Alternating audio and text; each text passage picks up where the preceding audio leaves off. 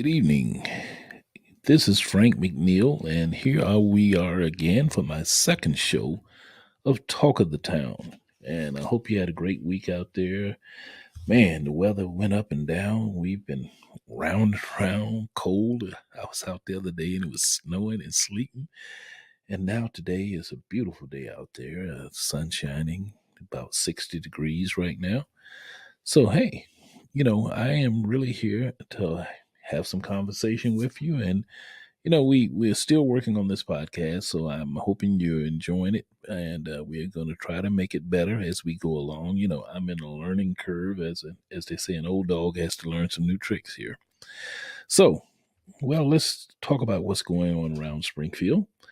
And the first thing we'll talk about is Josh Langfelder, one of the Langfelder family, the name of royalty to some degree in Springfield. Josh Langfelder is being challenged for his position as recorder of deeds by Frank Lesko, who is the city clerk. And Frank Lesko has had a pretty good run here in the city of Springfield. He was alderman and now city clerk. And but as I have been through these fights, if you want to say, with the politics of Springfield, the Republican Party has picked their best name recognition candidate because Josh Langfelder has a great name recognition as well. And the Republicans believe that name recognition will help Frank Lesko over the top. This is going to be I feel, a very, very tough race for Josh. Not that Josh has not done an outstanding job as the recorder of deeds, but it's just the excitement. And unfortunately, for the last two election cycles, and congratulations to Nikki Budzinski, I'm really happy, and congratulations to Senator Doris Turner. The Democrat Party has not generated the kind of excitement that's necessary to win a race, in my opinion, where you need to turn out. We haven't had the turnout, in my opinion, that we should be having. And I think it's a number of things. And this is just Frank Mcneil's opinion, so you can take it or leave it. But, we're not. I look at politics as some real basic things that you got to do. And it's a lot of hard work. This is not an easy job. And for those people who think you just run for office and you just put your name on the ballot and people are going to vote for you, it doesn't work that way. You have to work. And in a race like this, where Josh is well known and where Frank is well known, it's about the ground game, in my opinion. You can send all the mailers and flyers, but to me, it's the pressing of the flesh, as we say.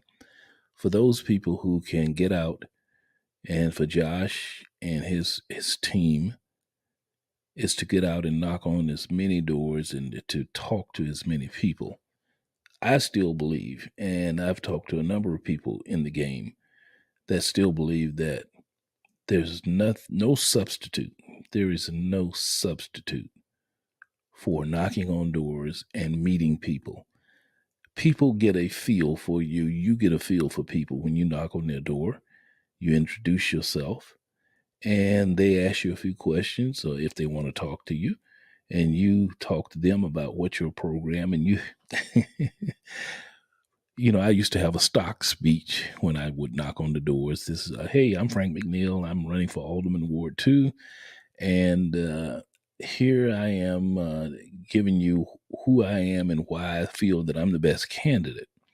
And I still think that's really, really necessary. And a countywide race like this, while you may not be able to hit every door, you have to do some, Right now they have this thing called targeting, and campaigning has gone high tech, just like everything else. And they know what precincts, how many votes came out of every precinct, who voted Democrat, who voted Republican. And so they do targeting, and you go into the high performing precincts first, and you go to those people. And I always had an idea. I would look at the precincts that didn't perform as well, and I'd say, how do I elevate the number of people who came out to vote? How do I get that number up? And so I would go out, and while I'd go to the high performing precincts, you do that on one week. The next week, you go to the precincts that didn't perform as well. And you spend a little bit more time because you're trying to generate the energy, generate the belief. And people just are very cynical about politics these days. And of course, the current status of the way we are engaging now, the divide that is there between the MAGA people and just basic people, because they've just gone after everybody. If you don't believe MAGA, you're sort of out. So there is this divide, but I think that divide can be conquered by just talking to people about basic things. And, there's so much misinformation. Let me get on that for a minute. There's so much misinformation. There's so much on the internet now that is just absolutely misinformation, mistruths, lies, flat out lies, that you have to be a discerning person who follows this kind of thing to know when you're reading misinformation or lies and when you're reading real stuff. And you start with some of the outlets. And you start with some of the outlets who are basically partisan outlets. They're promoting their side of the story. Mediate Mediate is one of those sites. Fox News is one of those sites. They don't present news; they present their opinion and to people. And some of it is news, but it is got a spin on it. And the Democrats have a few sites that do the same thing as well. But you have to be a discerning person. And I say this to a lot of voters out there. This is about us. This is about you and me, you and I. And this is the government that we want. And there are some people out there that want to be told what to do every day. They don't want to have control of their bodies and their lives. And so that's what they pursue. Those of us who believe in I can make decisions on my own and the free will to make your own decisions within the framework of the Constitution, hey, that's a good thing. And but right now there is a debate between whether or not we should allow someone with autocratic tendencies to tell us what to do and tell us everything about our lives, or do we still want to have a democratic process to make decisions on our own? So that's where we're going to take a little break right here and come back, and we'll be right back with you. And let me say, we got a couple of sponsors. One of my sponsors this week is the Sangamon Watch Company and Mr. Brian Sue, who is a good friend of mine, and I have a number of his watches. And they're located at 206 South 6th Street, and they're one of the few places in Springfield where you can get a watch repaired. And so you can go in and not only can you purchase a watch, but you can also get it repaired. So it's a Sangamon Watch, 206 South 6th Street, and go by and check out Brian.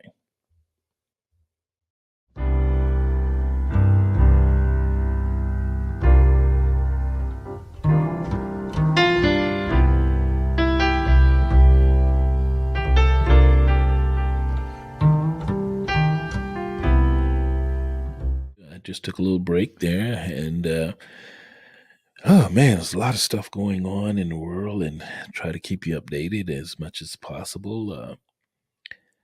I got to talk about the board of trustee situation out at Tennessee State University out in Nashville, Tennessee, and it the General Assembly has replaced the entire board of trustees at Tennessee State University with a new group, and now it comes out from an audit. I think there was supposedly some quote mismanagement or misappropriation of funds. Now an audit has come out and basically cleared the former board of trustees that's been replaced, and but it appears that race and politics really bumping heads right now. The Tennessee State University is considered one of the top flight African American universities in the country. Outstanding school, has some top flight graduates, especially in the sports world, but they had some academics as well. Uh, the and unfortunately in conservative states, I'll put it that way. I don't want to say red states, conservative states where people are a little more conservative. It appears that the progress of African Americans, they feel they need to stunt that growth. They need to curb the growth of African Americans' engagement in politics, in government, wherever.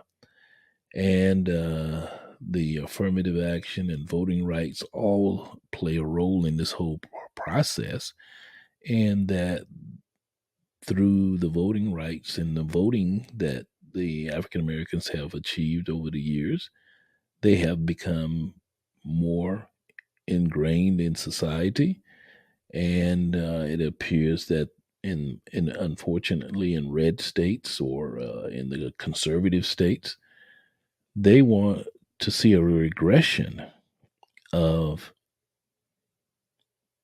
the participation of African Americans in the process.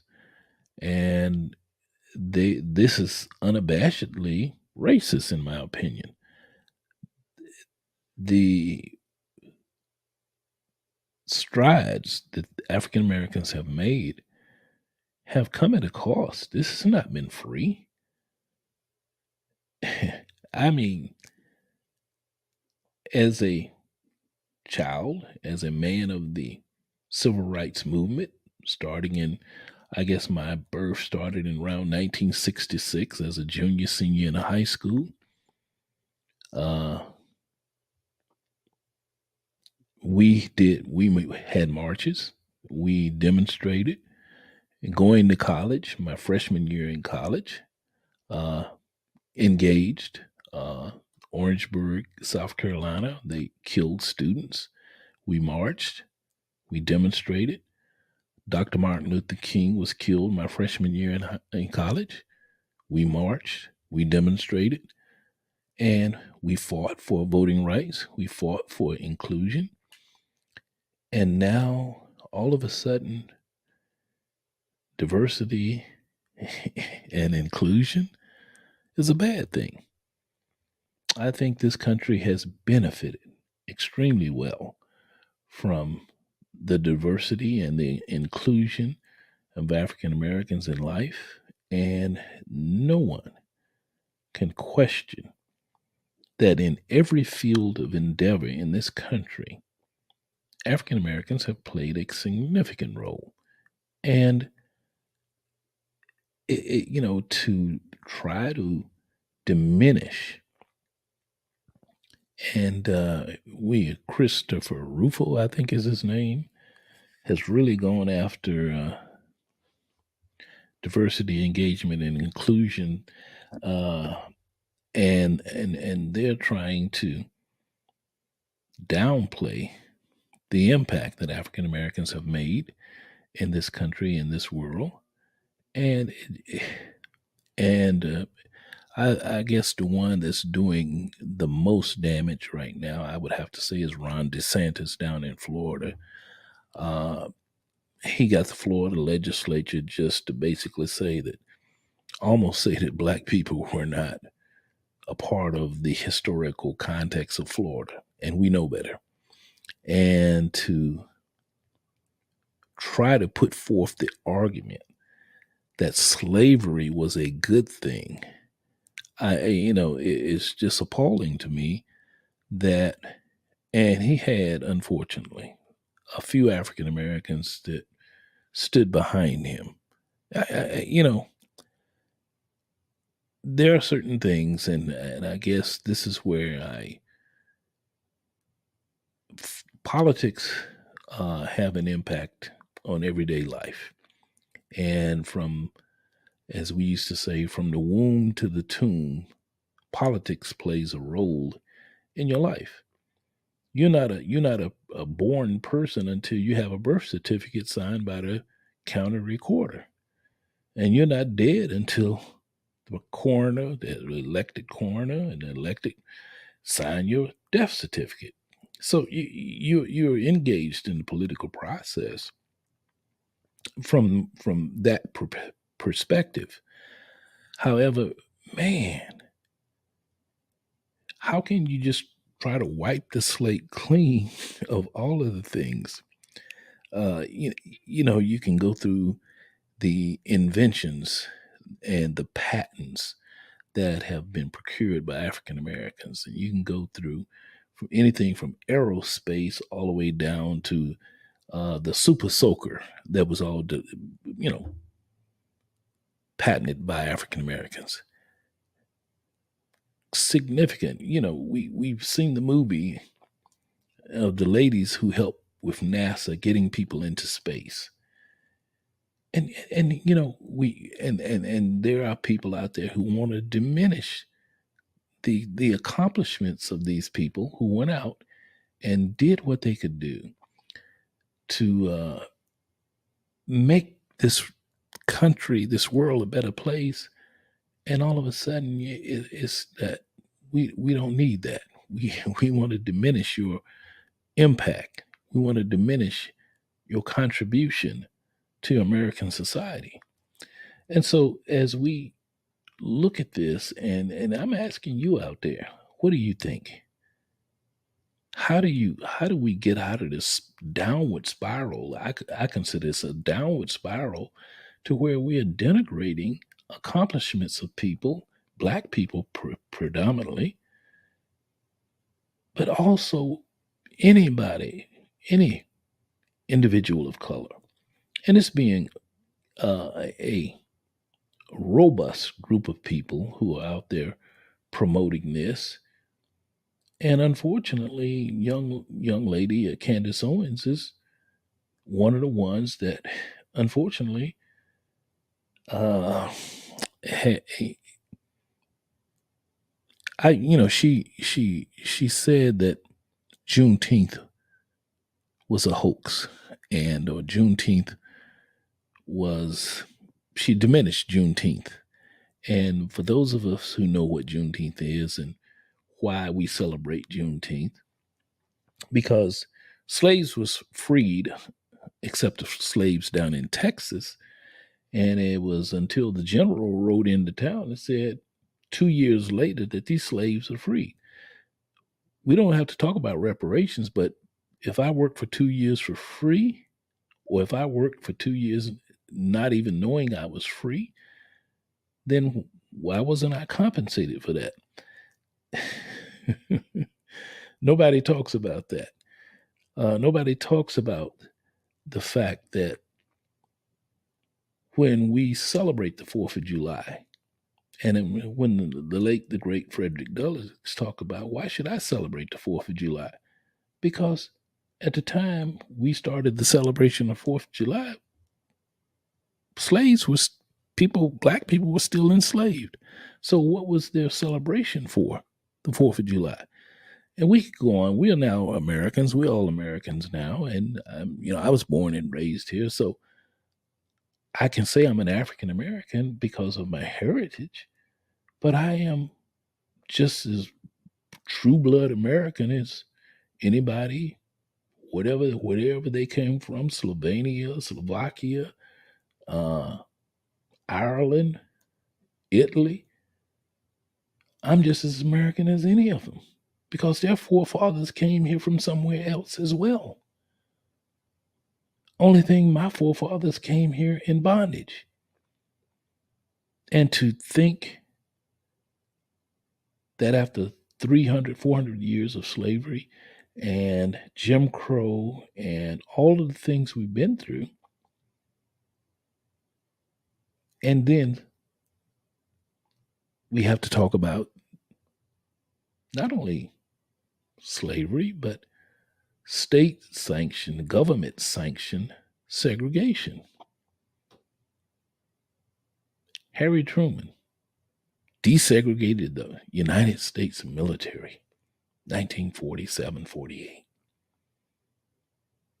Desegregated the military. Black people couldn't fight. Well, they could fight and did fight in every war, by the way, that this country has been engaged in.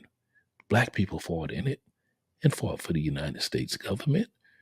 And Francis Scott Key, who basically was running away when he was writing the Star Spangled Banner, and people question what's wrong, why do people kneel, and why should we have such homage to the Star Spangled Banner? Francis Scott Key was mad because blacks who were fighting for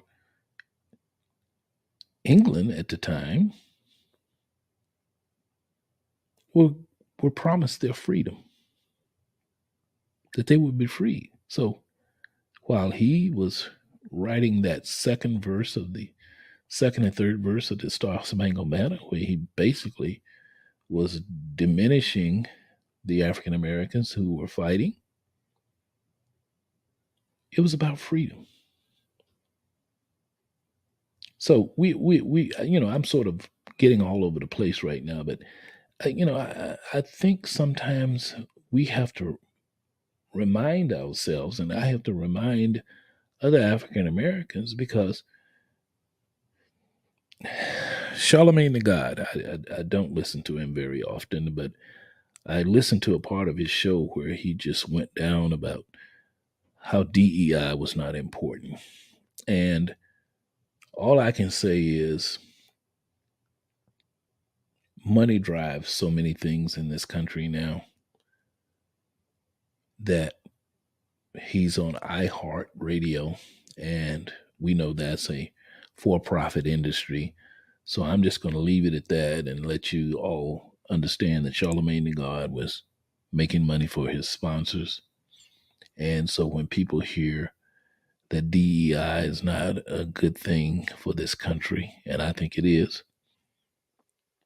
it's about promoting your own beliefs, but it has been proven that diversity does work and diversity is good for this country.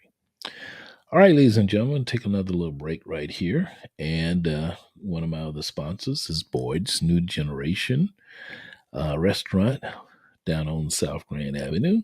And yes, the food is great.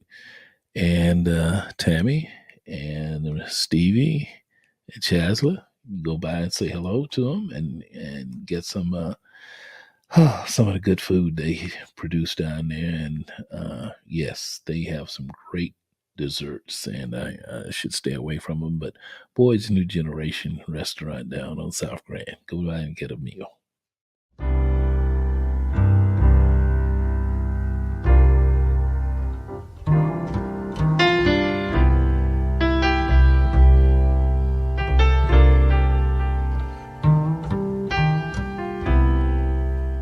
Ladies and gentlemen, I'm into my third segment for tonight, and I'm getting ready to talk about the biggest issue in the world right now, and that's the situation in Gaza and Israel and Gaza and the Palestinians. And it is a very truly a very difficult situation. Anybody with a heart understands that you don't allow people to suffer as the people in Gaza are suffering. But we go back to October the 7th, and we know that it was just absolutely horrendous what happened to the Israelis and the attack by Hamas and the other people, terrorists who attacked the people in Israel. Uh, the question becomes both situations are horrid. And now there's been over 30,000 Palestinians killed. Is this fair retribution? And I'm not saying that any death of this kind is not fair, but protection of your homeland. And Israel does have a homeland. It's been established in 1948 through the United League of Nations, the United Nations, and they've been living there since 1948. And there's numerous questions about where does their territories begin and where do they end. And so what we're looking at is now just an untenable situation uh, with starvation now. And I am the first to say that Israel does have a right to exist. Israel has a right to be safe and secure in their homeland. And they have a right to protect themselves and to go after those people who committed the horrendous situation in October. Is there a limit to that? To allow people to suffer, to starve, to continue bombing? And now the people with the kitchen who came just to help, and in my opinion, they were targeted. It's no way the Israelis didn't know who they were shooting. And the reason I am a little disappointed is because I think this is a part of Netanyahu's plan to starve as many Palestinians as he possibly can. And I will debate, argue, fight with anybody who wants to say I'm anti Semitic. Absolutely not. A lot of Jewish friends. And I do believe in their right to exist. I do believe they have a right to their own religion, they have a right to their government. But I don't think they have a right to just indiscriminately kill people. And nor do the Palestinians, nor do Hamas, nor does Hezbollah. None of them. But what we're seeing, unfortunately, is carnage. What we're seeing is carnage. And we can do better. We can do better than this. And the United States is a participant in this unfortunate situation. And now we get to the question, does the President of the United States, Joe Biden, say, if you don't stop, we're going to cut off all of your arms supplies to Israel? When does that happen? When does he say either you stop shooting and fighting or, things change and we stop providing you with the instrumentalities of war?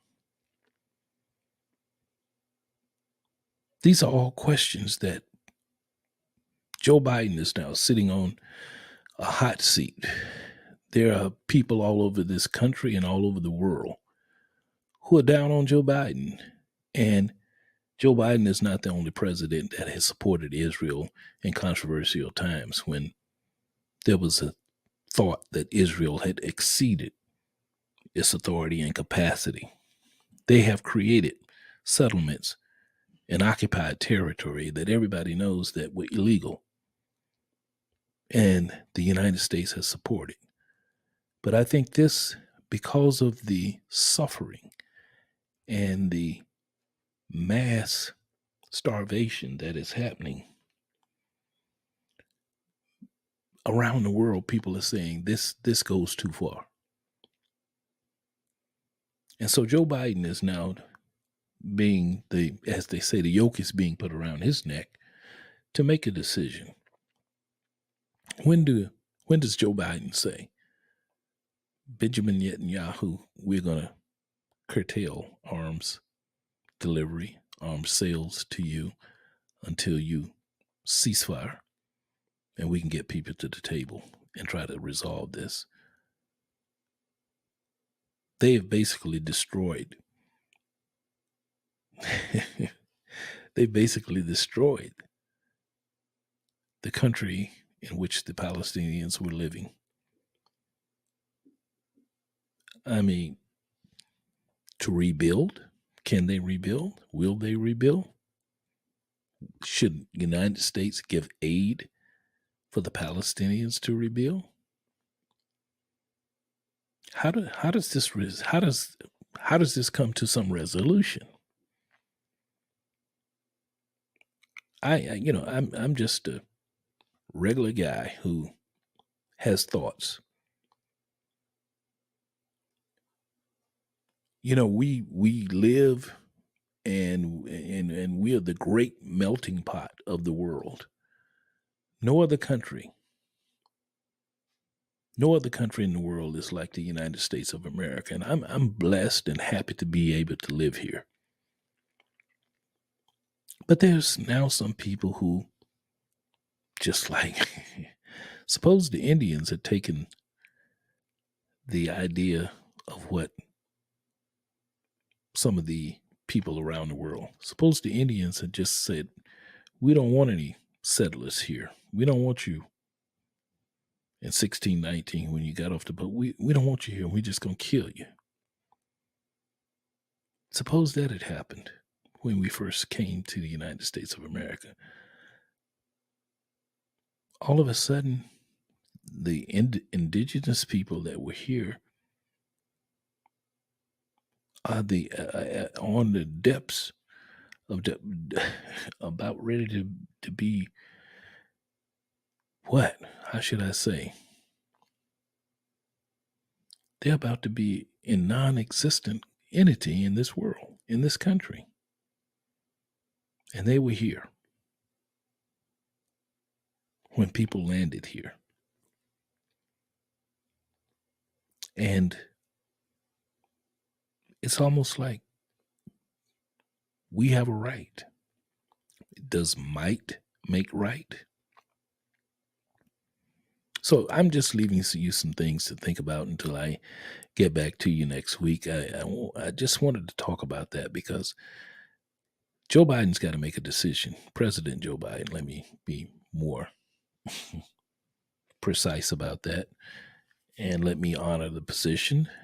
President Joe Biden. This is not an easy decision. And those people who are on both sides of the issue, there are those who want immediate ceasefire and withdrawal of American instrumentalities of war. And there are those who want to see basically the annihilation of the genocide of the Palestinian people. And the United States sits in the middle, in the vortex of this. How do we look at ourselves in the mirror? How do we make ourselves understand? How do you stop a young Palestinian who's seen his family decimated, his buildings, his houses, where he grew up, totally almost abolished? How do you stop that person from hating? How do you stop that person from wanting to get back? How do you teach young Israelis how to understand that Palestinians, just like they, have a right to exist? We all have to examine these questions. We all have to support a president who is in the situation where he has to make a decision. So, ladies and gentlemen, I'm going to leave you with that. So, I'm going to give you some food for thought for you to think about this over the next week. And when we come back next week, we have a chance to discuss this a little bit more. All right, this is Frank McNeil, and the talk of the town. I'm signing off and hope you have a great week. Looking forward to talking to you again.